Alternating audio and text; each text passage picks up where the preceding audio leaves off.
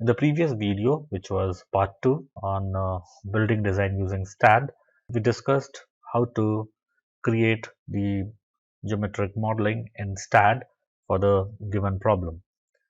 Now, from here onwards, we will learn about how to apply loads in the analytical model which you have created.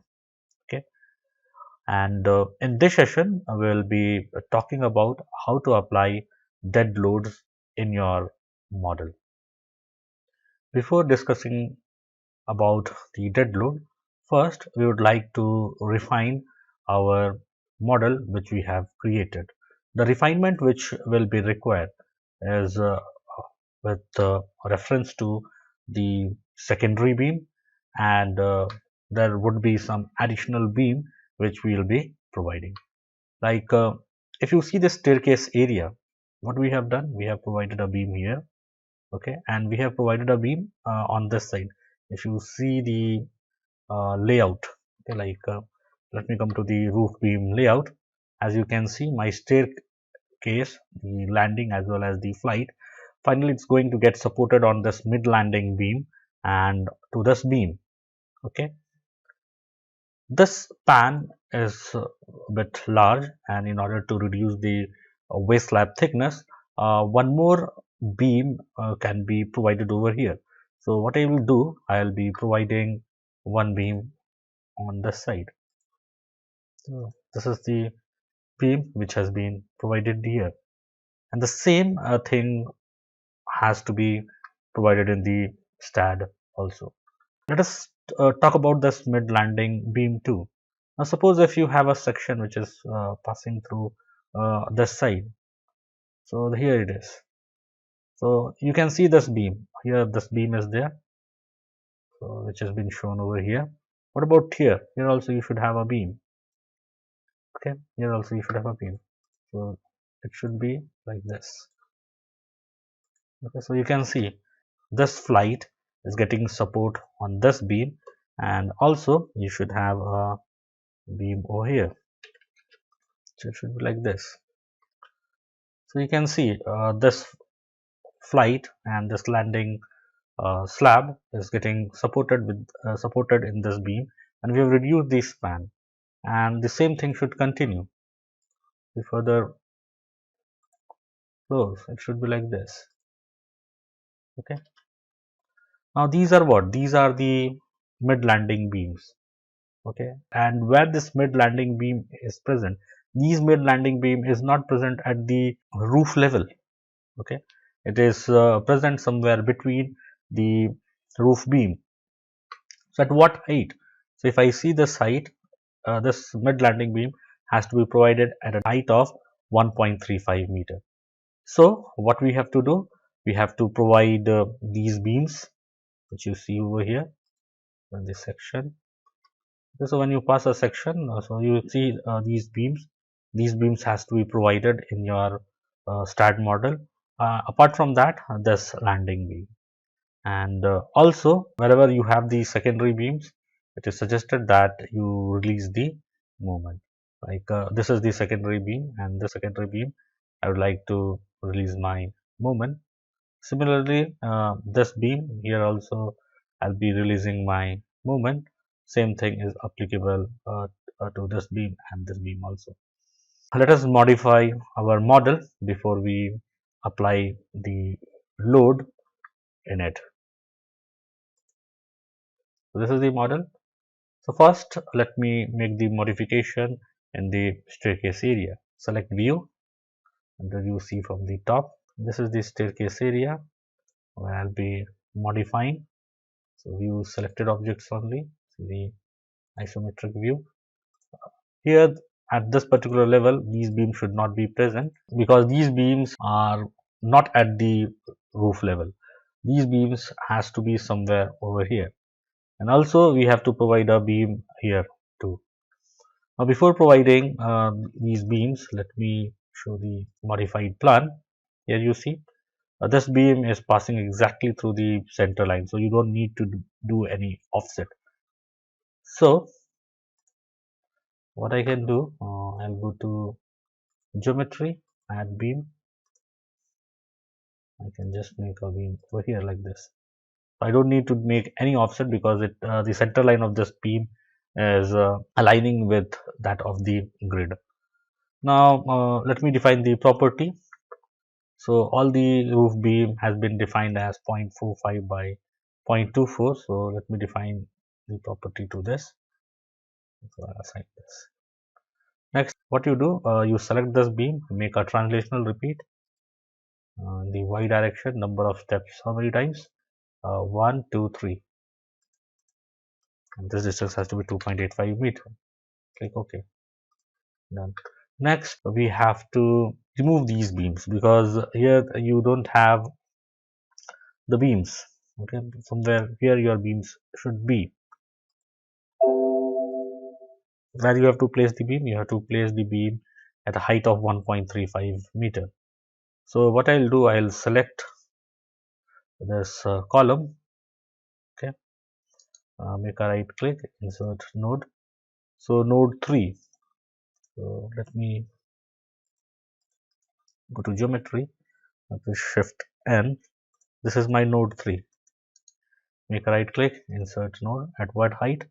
The height of 1.35 meter, you have to insert the node. Click OK. Similarly, select this, make a right click, insert node, a distance of 1.35 meter, and you can click OK. Now join these two nodes. Let me define the property to this mid landing beam. Say this mid landing beam is of dimension 0.24 by 0.42. Okay, so let me create the let me give this property of 240 mm wide by 420 mm deep to this mid landing beam. Click assign. This is done. Similarly, here also I'll do.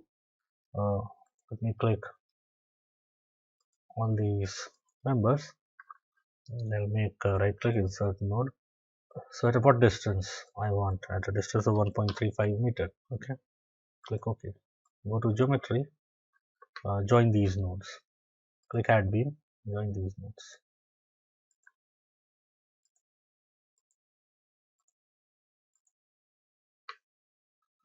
So once this is done, I have to define the properties. Go to properties, select 0.24 by 0.42 deep, and select this mid landing beams. Okay, so once this is done, assign. Let me see the rendered view of the staircase area where I have modified my model. Go to view, go see the 3D rendering. So you see, so try to understand. From here one flight will come, and the next flight will again get support from this beam, and it will finally reach the first floor level. Now from the first floor level, you will start with the first flight. It will get support in this beam, and again from this beam the second flight will go and meet to the second floor level. So this is how you have to make a change in your model. Okay. Next, we have to create the release of the secondary beam. For that, what I'll do, I'll go to view, display whole structure. Let me see from the top. Okay, and press shift 10 in order to hide the node number. So where you have the secondary beam, so this is your secondary beam. Okay, then this is the secondary beam, this is the secondary beam, this is also a secondary beam because here you have to release. Okay, so that's why I'm selecting. This is a secondary beam. You have column here, you have column here, and we have a secondary beam here. Okay, let me see the drawing.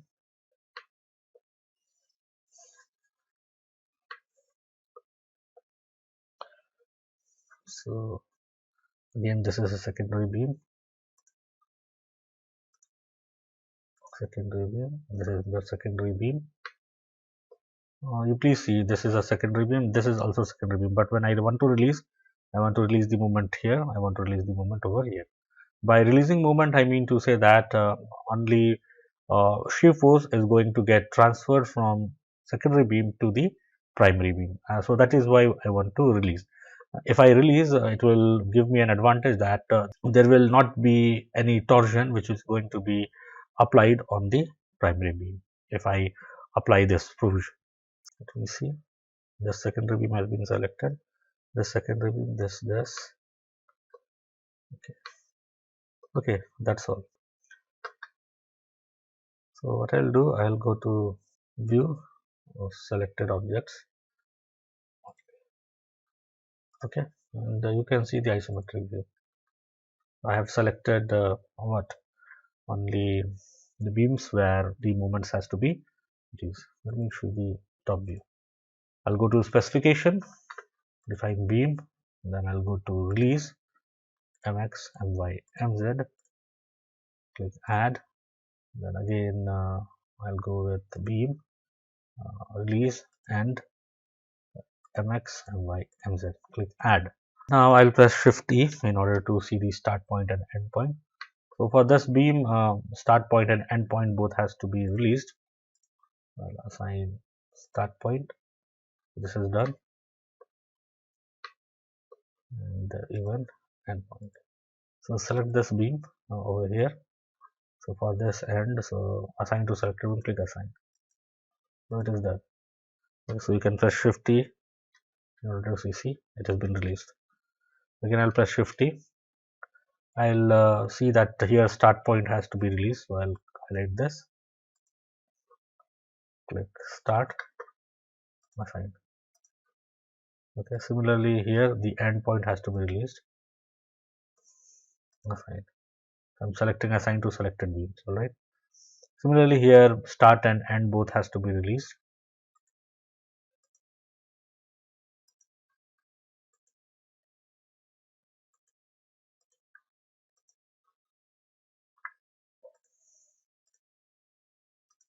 So I'm assigning these releases, and I'll show you in the plan what do you mean by those releases which I'm doing. So here start point has to be released, end point has to be released. Now in this beam the start point has to be released. Similarly for this beam start point has to be released, and even end point has to be released. Here the start point, here also start point has to be released, and for this and this shift T. Okay, so here you see at the end point it has been released. Okay, this I have to undo, but to be careful here all the end has to be released. Here start point has to be released. Okay, so here's there is some mistake which has been done, because at the start it has to be released. So I'll select this view selected objects only. Let me see the shift B, 178 and 91. Here these two releases has to be removed. So go to utilities, go to command file. So this is the editor window. So whatever you are making in your graphical user interface, so that is actually getting recorded in the form of a syntax which STAAD is going to run in order to analyze your structure. So right now I am interested to remove those releases which I have done it wrong. Okay, so one of the way with which you can do is go to member release. Okay, in member release, if you remember, there were two members, 91 and 178. So that needed to be removed. So you please check here, 178. This should not be there, and even 91 should not be there. See, done. Now once I save this, close it. Let me go to geometry and show you. Let me press Shift B. See this building from the top. Here you see those releases are not here. So I want to release here and the start point. We'll go to specification and go to start, assign to selected beams, click assign. Done. Now here you see, what do you mean by these releases? This is your main beam. This is a secondary beam which is getting support from this main beam and another secondary beam. So I'm releasing moment here and releasing moment here. This is my primary beam. This is my primary beam. Here you see this is a secondary beam which is getting support from this beam and this beam. So I'm releasing my moment here and here.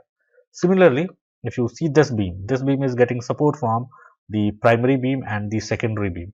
So I'm releasing these moment where it is getting the support. So same thing has been done. If my secondary beam is getting support to the primary beam, then I try to release my moment. Now here in this beam also I have to release, like the end point has to be released. So I'll click end, assign to selected beams, click assign. So here also this release has been, I have defined all the releases on the secondary beam. One last thing one has to perform in the geometric modeling part after the geometry has been created is to verify whether the geometry matches with that of the physical model of the building which you intend to design. Now we know that the location of beams are such that it supports the wall. So let me have a check on the plinth beam. So that let me have a check on plinth beam where we would like to see that wherever wall locations are there, whether those beams have been provided or not. So I can see here you have this walls for the guard room, then at the staircase, and then at the water closet as well as lift wall. So let me see the plinth beam layout. Here you see I can have the walls over here, okay, and if I see here, see here you don't have the beam. So what I need to do, I need to provide a beam here, all right, and also for the guard room for supporting these walls, here also I need to provide the grade beam. So first I need to measure the distance where exactly the beams has to be located. So from the center line of this wall to the center line of this column. So at 1.69 meter I should place one beam over here, and here also one can do that. So at a distance of 1.42 meter. Okay. So let me rectify here. So now let us place these two beams in our STAAD model also. Go to view, display whole structure. I want to work in the plinth level. See from the front. Make the selection of the beam at plinth levels. Then this selected objects. Next, see from the top view. So this beam has to be placed at a distance of 1.69 meter. So what I'll do, I'll select these. First, Shift E. So as you can see, these are the start point and these are the end point. Okay, so from the start point, at what distance this beam has to be placed? So that can be done. I'll measure this distance. It is 1.670. I'll select these two beams, right click, insert node at what distance? 1.67. Okay, so this distance is always from the start point. So click OK. So see this node has been created, and to check whether it is correct or not, double click, it is coming 1.67. See, and here it will be 1.69. See, it is there. Next, what you do, you go to geometry, add beam. This is complete. Now this one from here to here, this distance was 1.420. I'll go to my model. Again, I'll press Shift T. So what I'll do, I'll select this beam, make a right click, and do this insert node. At what distance? 1.42 meter from the start. Click OK. Similarly here also, right click, insert node, a distance of 1.42 meter. Then to check, it is 1.42 correct. What about here? Here also it is 1.42. So we have done this. Let me assign the properties to these beams. Go to properties, and all the plinth beam has been specified R3 reference tree. So this property has been specified. Let me assign to this two beams which I have created now. Click assign. So we are done with the provision of the plinth beams which we had missed providing in our model. So this is complete. Now let me have a check to the first floor beam layout and see the requirement as per the architectural drawing. I'll go to view, display whole structure, see from the front, and I'll select this level. View selected objects only, and see the plan. So this is the layout of the beams which you have provided, and what you do, you can have a check whether those beams which you have provided is going to support the walls or not. You see here you have this beam, and this beam. So what I find, you have provided the required beam at the first floor level. Now we are ready to apply our dead load in our structure. Well, we have gone with this workflow: geometry, properties, materials, and specification. Next, before loading, you can see supports. So let me click supports. So we have to provide supports in our structure at the foundation level. At foundation level, the kind of support which you'll have is a fixed support. So go to view, see from the front. So all these nodes has to be assigned as a fixed support. So you click create, select fixed, and click assign. So we have now defined the support. Next, as you can see, loading. So we have completed the geometric modeling and assigning the properties of the member along with the support definition. This model is ready to take the loads. The loads to be applied on the model are dead load, which is going to come from the self weight of slab and floor finish. Then we have self weight of structural members like beams and columns. We have weight of walls and partition walls. These all loads are going to act vertically downward.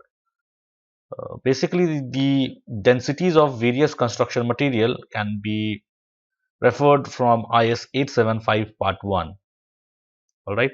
So if I refer from there, I can take this density of reinforced cement concrete as 25 kilonewton per meter cube, while let us take the density of brick work as 22 kilonewton per meter cube. Assuming the floor finishes as the density of floor finish as 20 kilonewton per meter cube, and let us take this as 75 thick, then we get the load as 1.5 kilonewton per meter square. Okay, that is 20 into 0.075 meters. So this will be 1.5 kilonewton per meter square. So let us do all these calculations. So first we'll start with the dead load of walls and ground floor. Okay. So what is the height of the wall? I have written 2.4 meters. So how it is coming? Now to know the height of the wall and the ground floor level, let me see the section. So here is the ground floor, and I know that you're going to have walls over here. All right. So if I measure the height from the plinth level to the top of the first floor level, it is 2.85.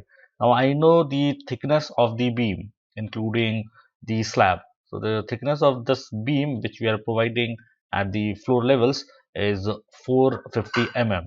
So same thing has been done over here. You see 2.85 minus 0.45. So the height of the wall at the ground floor level is going to be 2.4 meter. Now in the plan, if you see at the ground floor, you'll find you have 240 thick wall and also 120 thick wall.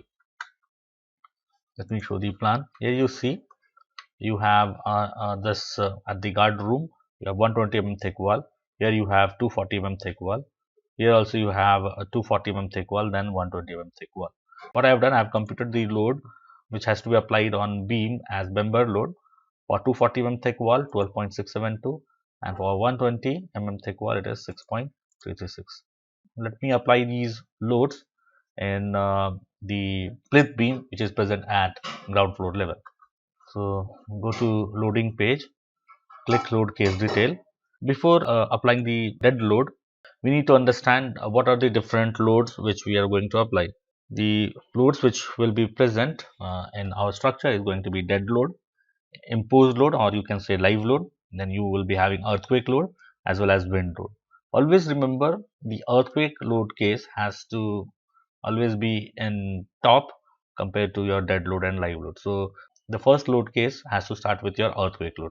Let me create those load cases first. So highlight this load case detail, click add. Under the primary load case, you write here earthquake load in x direction, and this is what type of load? This is seismic. So click seismic, click add. Then we have earthquake load in y direction, again seismic.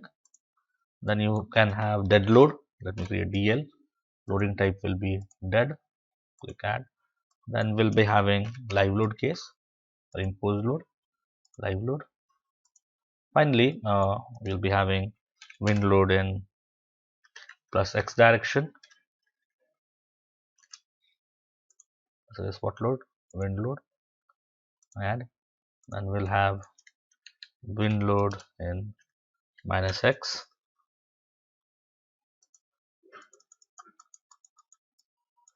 Wind load in plus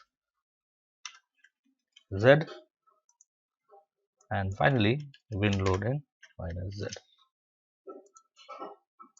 So we have created different load cases, and what we are doing now, we are trying to apply dead load in our structure. So click dead load, then click add. What load we have to apply? First we should apply the self weight. So you can see the self weight of the structure. We have column beams, the cross section properties of which is already defined. So they will be having its own weight. So those loads can be applied using this self weight load in the negative y direction. So it will be -1. So you click add. Here it's showing a question mark, that it means that the load has not been applied. Click self weight and click assign to view. Click assign. You see the question mark has gone. It means that the load has been applied. Next, the load which we have to apply, as you can see, this is the load wall in the ground floor level. So we'll see the ground floor level or the plinth level. So let me see that level first. So this is the ground floor level or plinth level, and under dead load, what are the two loads which we have to apply? The two loads which we have to apply is 12.672 and 6.336 kilonewton per meter on the beams which is supporting a 240 thick wall or 120 thick wall. So first we'll see the 240 thick wall. So at the staircase area you have 240 thick wall, and in the lift well area you have 240 thick wall. So click add, go to member load. What was the load? 12.672. So minus 12.672 for 240 thick wall. Next was for 120 thick wall, which was minus 6.33. Okay, click add. So this load has to be applied on the beam which is on the plinth beam which is there in the staircase area. Yeah, we go to the isometric view. Yeah, so this load has to be applied. Click assign. It has to be applied here, here, here, and here. So we have applied this load. Next is this 6.336 load, which is coming, and here the guard room. This is your guard room, and finally the water closet area.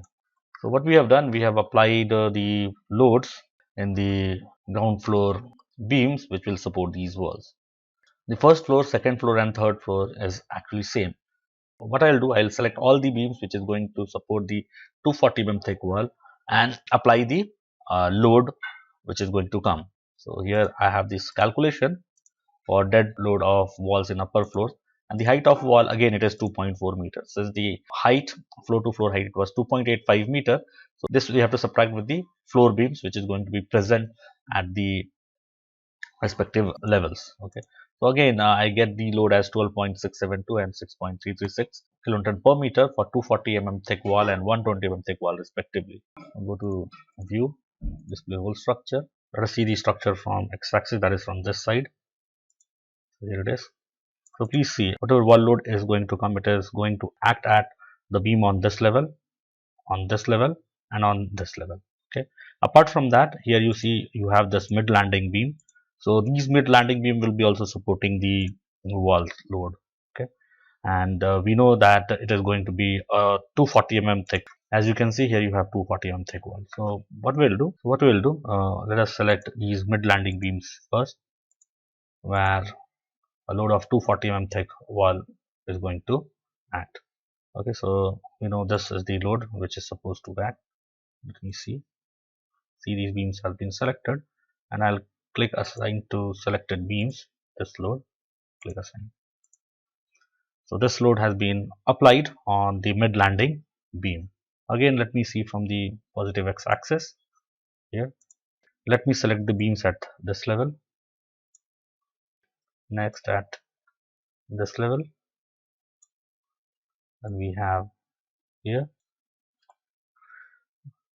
and I'll go with selected objects only. Okay, see from the top. So this is the layout of the first floor, second floor and third floor beam, and you can see now from here, first floor, second floor and third floor beam. Let me see from the plan itself. Now I'll identify the beams which is going to support 240 mm thick wall. So let me come to the plan. So what I can see here at the edges, you have 240 mm thick wall. Okay, and at the lift well area, you have 240 mm thick wall. So let us do that first. Select this minus 12.672 kilonewton per meter load. Select the beams over here, and then at the lift well area. See, if you see, all those beams have been selected, right? And what I'll do, I'll go with assign to selected beam. Click assign. These loads have been applied. Okay, so the beam which supports 240 mm thick wall, there the load is being applied. Again, let me go to the plan view. Next, all these beams is going to support your 120 mm thick wall. Select these beams. So these selected beams supports 120 mm thick wall, as you can see from here. You see here all the walls are 120 mm thick, and also at the balcony side there are certain walls also. So let me select those two.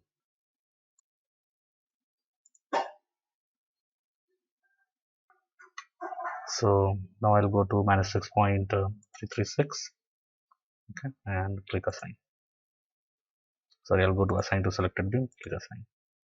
So we are done with applying 120 mm thick wall on the beams where the wall is going to get supported. This you can see from the isometric view. See, now we have applied the 240 mm thick wall and 120 mm thick wall load on the beams at the respective floors. So we are done with these loads. Okay, sulfate of the beam and column, this is done. This load is done. This load is done. Next, what we have to apply the dead load of parapet wall. And if you see the drawing, if you see the architectural drawing, from there you'll find the parapet wall is of 8.9 meter, and we get this load. And if you see the parapet wall, it is 120 mm thick. Okay, at least at the periphery. So the load which will act on the beam which supports the parapet wall, it will be how much? 2.376 kilonewton per meter. So let us apply this load at the terrace floor level. To do that, again I will see the model from positive x-axis. This is the terrace level. I'll click all the beams placed over here. View selected objects only. See it from the top. Where your parapet wall is present, your parapet wall is present over here. Select all the beams which is going to support the parapet wall. So we have selected this. Next, what I will do, I will go to dead load, click add, go to member load, and the load was 2.376. So minus 2.376 kilonewton per meter. Click add, select this load and assign to selected beams. Click assign. So this load is also applied. You can see from the isometric view. Okay. Let me display whole structure. So we are done with this load. Now say we provide this water tank and beams which is being placed at the headroom level. So we assume certain things. We assume that the water tank is placed at the staircase headroom level and it is at a height of 1 meter. Say the thickness of the water tank wall is 240 mm, assuming it is a RCC wall. This UDL is going to be how much? 6 kilonewton per meter. So we'll apply this load too. Okay. So where we'll be applying? We'll be applying at the beams of the headroom level. Let me see from the positive x-axis. So here is the headroom beam at the headroom level. You selected objects only, see from the top. Okay. So I want to place my water tank wall on beam placed over here. Okay. And what is the magnitude of the load? So we go to member load. The magnitude of the load is minus 6 kilonewton per meter. Click add, select this, assign to selected beams, click assign. See, this is done. All right. Now we are done with the application of the brickwork, which is going to be placed at different levels in the building. Now we would like to put the floor load, that is the load which is going to be contributed from the self weight of the slab, and also the water pressure load which is going to be present at the slab, which is going to be at the headroom level. Okay. So first let me apply the self weight of the slab. Now we do not know the thickness of the slab. Now to know the thickness of the slab, what we must do is we must design the slab first. To do the design, let me see the plan. What I will do, I'll just have a look into what is the largest slab panel which can be present in my building. So from here we can see that the largest panel can be 3 by 3.51 meter. So let me do this input. My grade of concrete is M20. Grade of steel is Fe 500.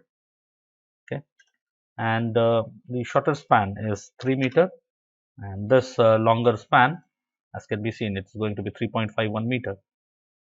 3.51 meter. Let us assume effective cover of 20 mm. What is going to be the boundary condition for this case? So here I can see the longer edge is discontinuous.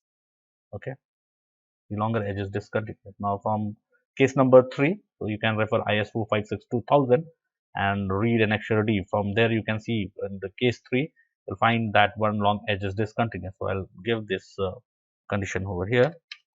Case number 3. The floor finish load, as we had discussed earlier, it should be 1.5 Newton per meter square.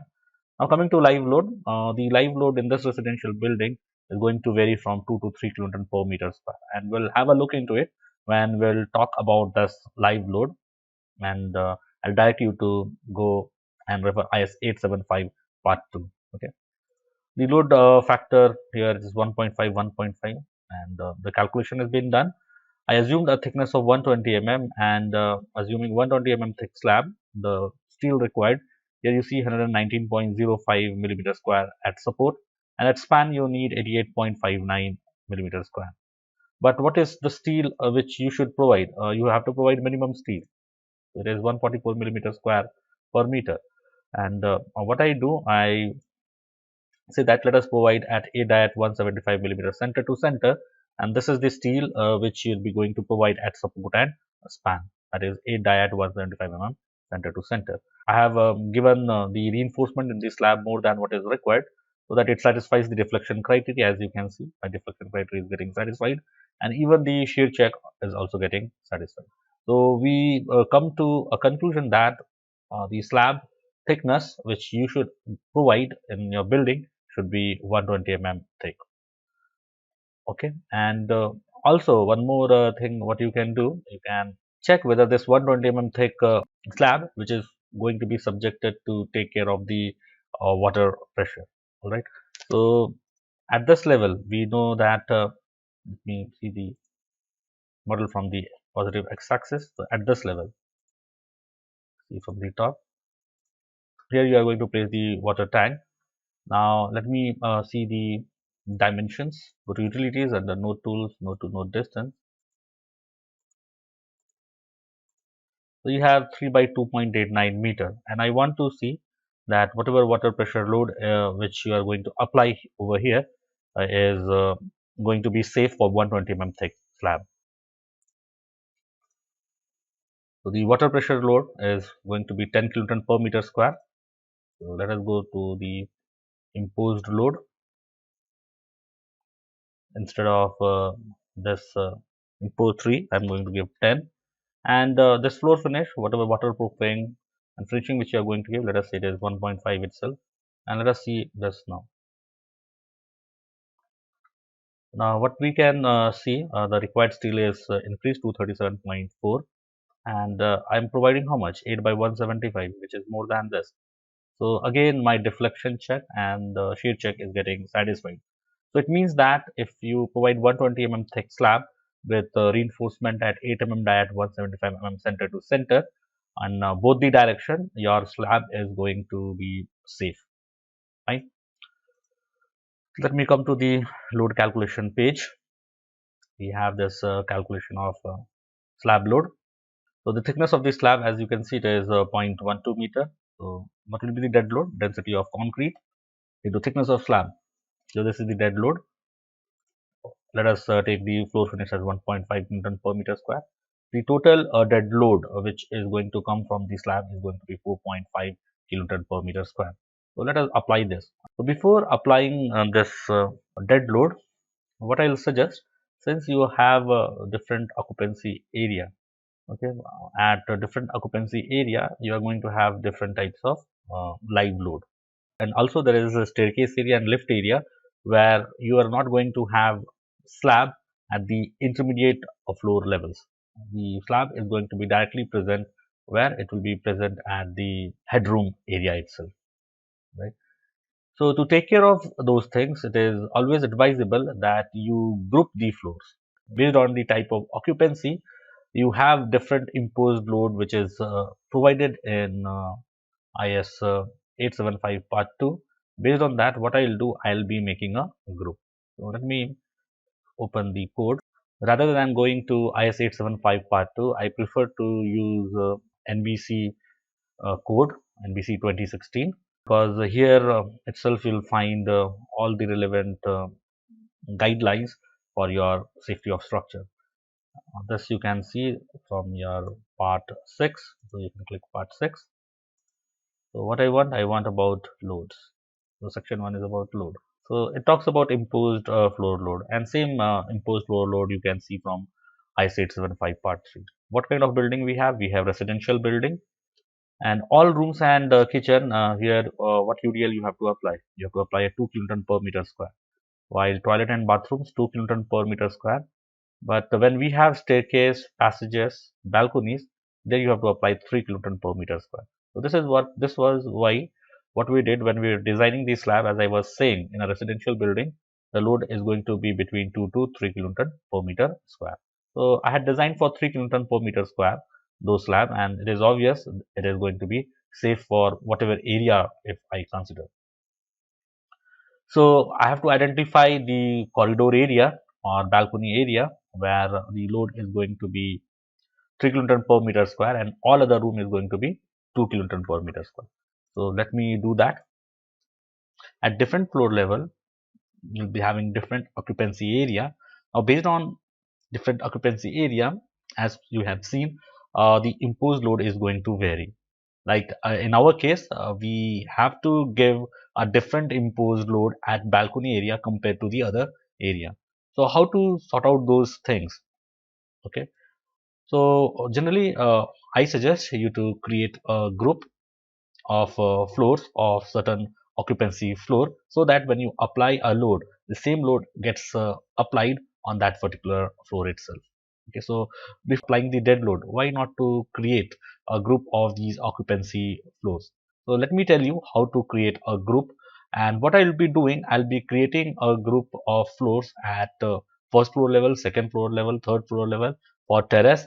Okay, so let us do that. So what I'll do, I'll see this from the front. Okay, this is my first floor level. I'll select this. I'll go with selected objects only. See from the top. I will be deselecting beams, which is going to contribute to make a balcony panel. So I'm deselecting these. So please deselect it. Now here you see this is a lift well, and generally a panel will be defined by these 4 beams. So if I deselect this beam, it means that here there is no slab present. Okay, so similarly this is a stair room. Since I have not got any beam here, so that will not recognize this as a slab and will not apply a load over there. Okay, so this is the occupancy floor other than balcony area, and I'm going to make this as a group. You can make a group by pressing Ctrl G, or what you do, you can access it by clicking select. Under attributes you see group. So from here also you can create the group. I prefer to go with Ctrl G. Let me make this group name as first level occupancy floor. Okay, so when you are making a group name, don't give any gap in between, and the type is going to be floor. Click OK, and associate to the selected geometry. So whatever beam network I have been selected, you check this associated to selected geometry, click associate. So this is done. Next, I want to make a group for the balcony floor. So what I'll do, I'll select these panels which is going to form for the balcony floor. So I've selected all the first floor balcony panels. I'll go to create first level balcony. Okay, select type is going to be floor, click OK, check in associate to selected geometry, click associate. So this is done. Similarly, we're going to repeat this for the second floor and third floor also.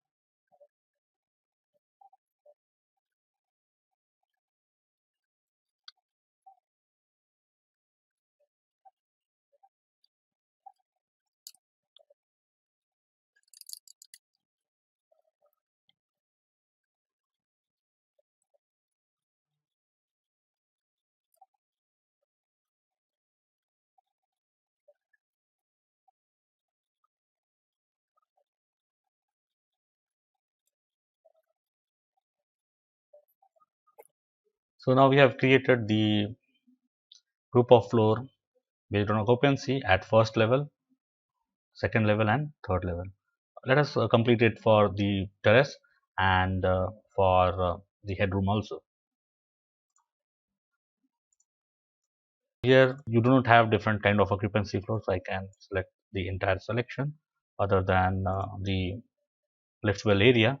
Press Ctrl G, create this terrace and floor.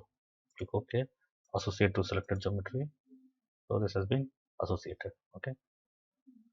Lastly, we have to do it to the headroom area. To see, you select to view from x-axis. So this is my headroom area.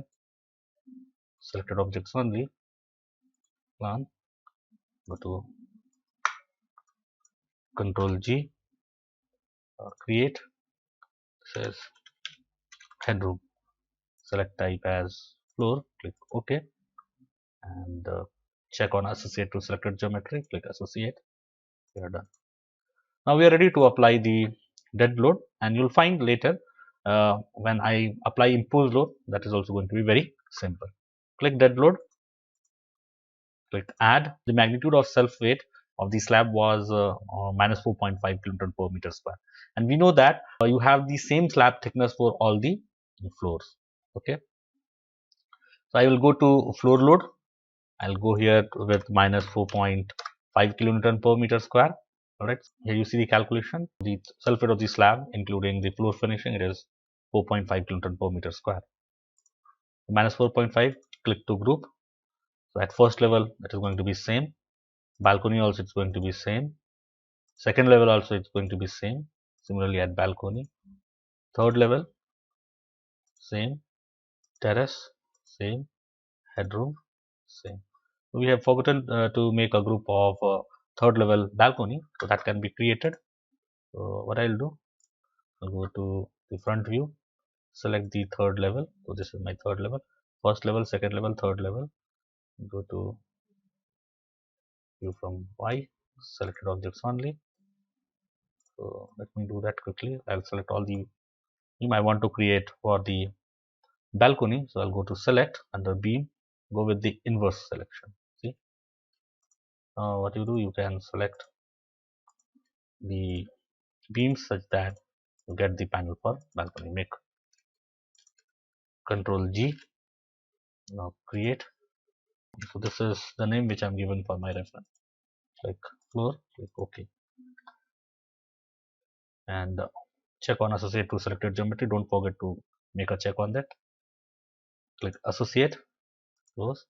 Now go to dead load, again add the floor load. The magnitude is how much? Minus 4.5 Newton per meter square, and a group of what? Third level balcony. Now all those loads has been applied. You see, at the liftable area you can see, since you don't have the slab at intermediate floor, that load has not been applied. But you'll find this load present at the headroom. Let me show you that. Go to view, display whole structure, see from the x-axis, click over here, selected objects only, see from top.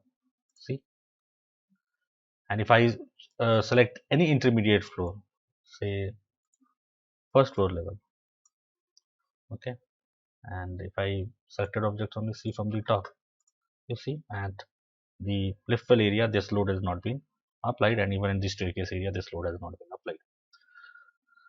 Alright, now what I want, if you see the balcony slab area, these slab has to be what? One-way slab, and as per the load distribution which is being shown here, you have a two-way load distribution. So I don't want those things over here, so I'll select at balcony, wherever this balcony is there, I'll select this.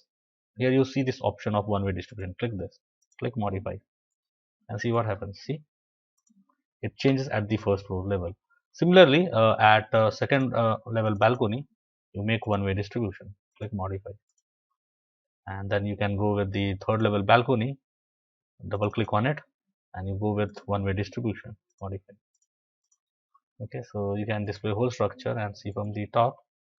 You get a clear picture that all the self weight of the slab has been applied. So this completes the application of self weight of slab in your model, and I always prefer that you go with the group whenever you apply load in a building. Okay, lastly, we have to apply the load from the staircase. Since I don't want to model the staircase waist slab in the staircase area, I'll be doing the calculation for that. So for that, you know how the waist slab is getting supported. Let me come to the model. See from top, this is my staircase area. staircase and lift area, selected objects only. So this is my staircase area. Let me come to geometry. Now you know that you are going to provide one of the flight starting from here, and it will get support to on this mid landing beam. Then second flight from this mid landing beam to this. So what you observe, whatever dead load of waste slab is going to be there, that load has to be given to this beam and to this beam. Subsequently, on other floor, this beam, this beam, this beam, and this beam, this load has to be applied. All right. So what I'll do, what I'm going to do, I'll see the structure from top, this beam and this beam, because I know that the load sulfate of the waste slab is going to be present over here. So let me see. So here it will not be.